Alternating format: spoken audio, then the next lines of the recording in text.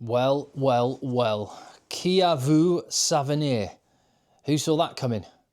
In other words, just simply, if I had to describe that game in one word, incroyable. That was proper rugby in the second Champions Cup semi-final. The final whistle for which at the Matmut Atlantique Stadium in Bordeaux has just blown. And these are my immediate thoughts following the final whistle, which, spoiler alert, finished Bordeaux 35, Toulouse, Stade Toulousain, the holders of the Champions Cup, 18. Many people said at the start of the season, why don't we just have Toulouse play Leinster? Because we know how this season's going. Those two are far and away the two best teams. Let's just have them play each other and skip the other 62 matches. Well, well, well. You would have got very, very good odds on this final. This is much less of an upset, Bordeaux beating Toulouse, than Northampton beating Leinster. And some would argue maybe with Bordeaux being at home, they've already beaten Toulouse twice this season. Toulouse without Kinghorn and Dupont and Ramos, among others, Malvaca. Some people would argue this isn't an upset at all. Maybe the margin of victory, 35-18, that is a surprise, but that was, I mean, first and foremost, result aside, that was breathless.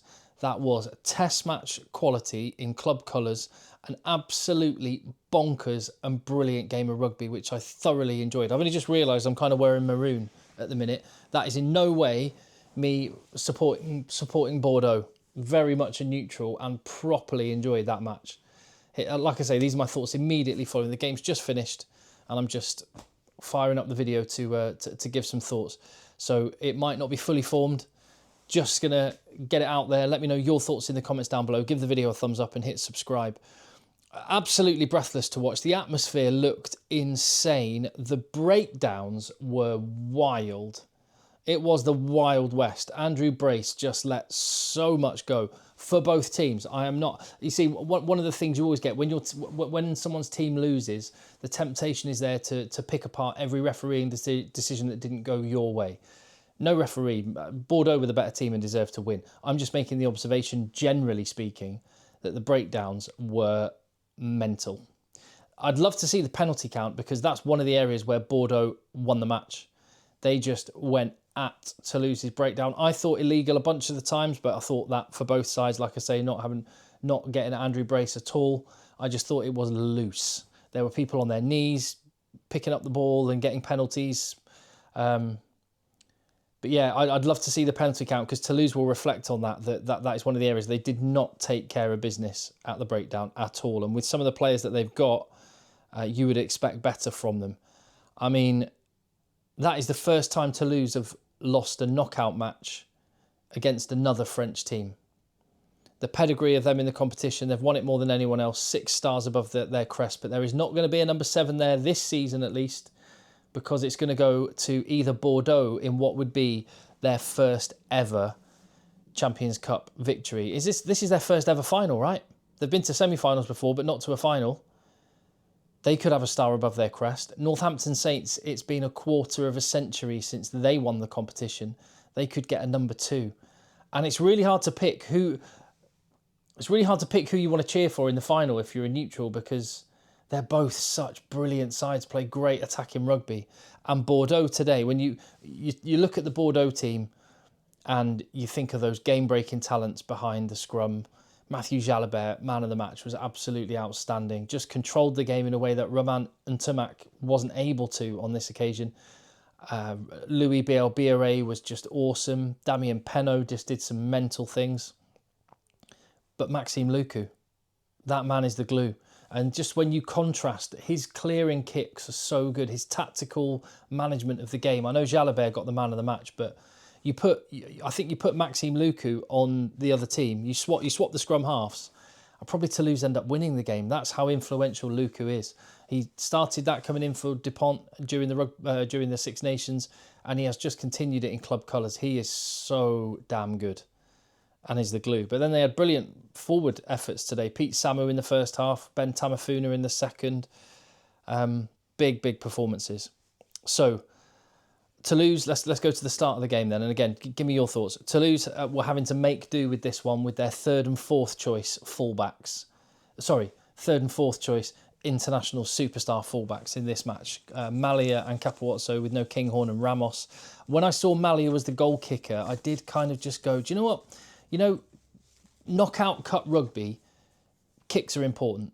I mean, it wouldn't have made a difference in this game, but just psychologically, when you go into a match with Tomás Ramos at the back, thinking we're going to get some scoreboard pressure, and if we win a penalty, 3, 6, 9, 12, with Malia doing the goal kicking, I don't know, and without Dupont in the team, and with the playmaking responsibilities all on Ntamac's shoulders, it just didn't feel the same. Just didn't feel the same. And I have to say, like, I think Ntamak will get some stick, and the conversation will start up again about should Jalabert be the 10 for France. And maybe if Luku's going to be the scrum half for France in Dupont's absence, I can see there might be an argument for that with club cohesion. But I didn't think the people around Ntamak did enough. He had the ball, he was in good positions, he just didn't have the options, whereas UBB, every single time, whether it was Jalabert or Luka or whoever had the ball, there were just options absolutely everywhere. The energy, they were just on it. Yeah, they were completely different from last week. I was in France last weekend and I watched Bordeaux play against La Rochelle, and they just got beaten up. They just got smashed. And Toulouse looked great against Castres. So coming into this game, I thought that might have had a role to play. But the fact is, Bordeaux know how to beat Toulouse. That's the third time they've done it this season. And they just raised their game massively, and big players that I've already mentioned. Moefana I didn't mention as well. He was prominent.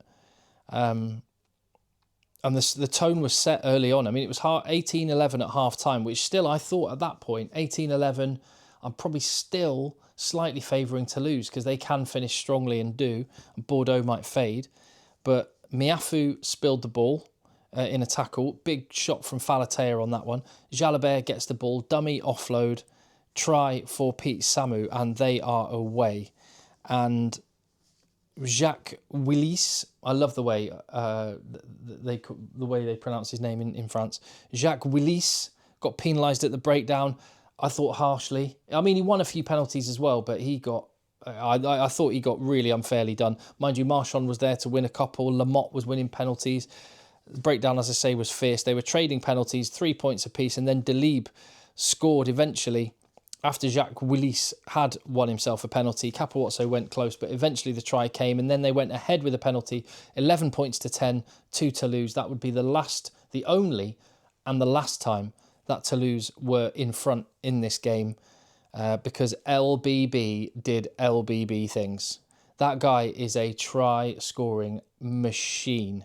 I don't know how many tries that is in how many matches this season, but it's like 30 tries in 25 games, something ridiculous like that. But to give him his dues, his energy in defence, Louis Bielbiere just puts it about. But one of the people I haven't even mentioned, that I thought was really, really good today was Romain Bourros. He's really good aerially, which is something that French teams struggle with generally, but he was just so calm and collected at the back. And it was a Bourros break that set up LBB for a try. He had loads of options, picked the right one. And then Penaud was doing crazy things on the other wing. There was a classic Penaud run where he ran about 50 metres, but across the pitch, beat about 6 defenders, went about 5 metres forward. He got injured late on, actually, and he was hobbling off. Hopefully that's just a dead leg rather than anything too serious. So you want to see Penaud in a final. And, Penaud and LBB against Tommy Freeman. Whew. That could be absolutely dynamite, couldn't it? With form wingers. But yeah, hopefully Penaud's injury is not too bad. But 15-11, then 18-11, that was the half-time score. And Toulouse had some issues that they needed to sort out. Again, I thought the breakdown was loosely officiated, but it was equal for both teams.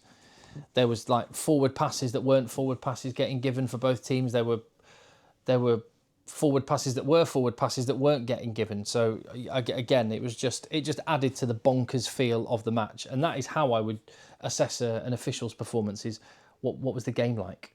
And the game was fun, seriously fun. It was bonkers. It felt a little bit like, that was like test match quality in club colours. It felt a little bit like the Rugby World Cup quarterfinals, when you had those 2 matches in Paris, Ireland against New Zealand, you had South Africa against France. and you watch those two quarterfinals and you thought either of these games would be a worthy final.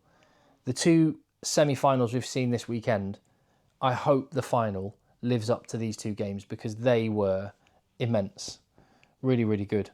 The decisive moment in the match, at the start of the second half. Think about everything Ugo Mola would have been saying to his team back in the dressing room, all the fixes that Toulouse would have been making. Here's how we can sort out the breakdown. Here's how we can do this, that. Throw all that out the window because LBB had other ideas. Firstly, Pete Samu, incredible gather and bit of skill to set the whole thing away. And then LBB, like world-class performance, makes the break up the left.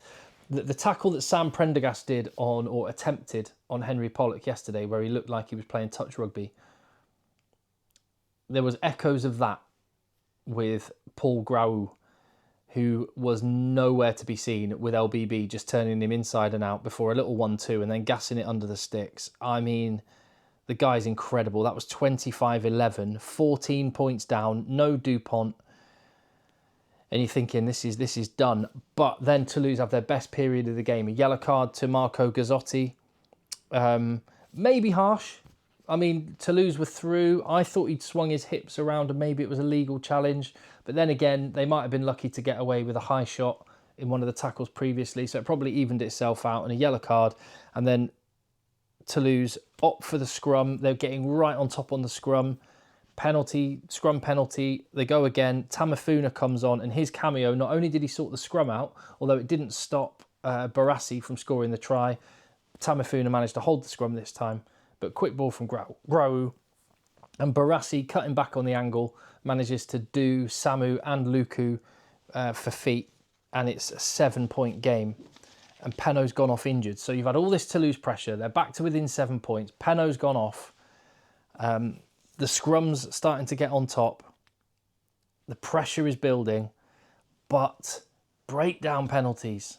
Just release the pressure valve again and again and again. There was a great one from Bochaton. There was a couple from Ben Tamafuna. There was one from the replacement scrum half. Name escapes me at this point. And just so many penalties. And I don't know what the penalty count was in the end. It must be maybe 15 against Toulouse. And you cannot win big games when you give that much territory and opportunity away. And that was it. And Bordeaux took their chances. They were on it today. And conversely, when Toulouse had opportunities 5 metres out from Bordeaux's line and Capowazzo throws the ball into touch, Peter Aki's face when Capowazzo did that told a story. Really, really good attack, and then they just blew it. But again, I would just come back to the absolutely awesome performance from Bordeaux. UBB, could they be a new name on the Champions Cup? This has reignited my enthusiasm a little bit. You'll have noticed from videos that I've done in the past, I've always referred to this as the ultimate in club rugby, the pinnacle of the quality of rugby you can play in club colours, test match levels, in club uniforms. But there's issues with the format, there's issues with the seeding, there's issues with the number of teams that qualify and all the rest of it. But this weekend has been absolutely awesome. Absolutely awesome. And we are in for a proper final. On Saturday, May the 24th, it will be it's a 2:45 p.m. kickoff UK and Ireland time. But it's not going to have either Toulouse or Leinster in a final. Who would have thought? Who would have thought? Let me know what you think in the comments down below. These are just some thoughts. I've got a team of the week from the weekend coming. More reaction, obviously, building up to the British and Irish Lions selection. By the way, one of the things I just could not stop thinking about while I was watching this game, watching that stadium rammed and the noise. And I was in Biarritz and Bayonne last week, and one of the things I would say about French rugby crowds is it feels like English football crowds. It's a younger audience. They are louder, more passionate, or at least they show their passion, more expressive.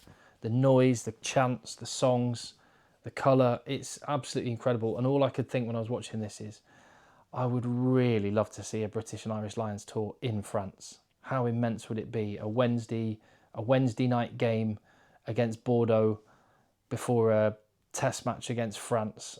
in Paris. Be absolutely epic. Would love it. But well done to Bordeaux. Absolutely, yeah, incroyable.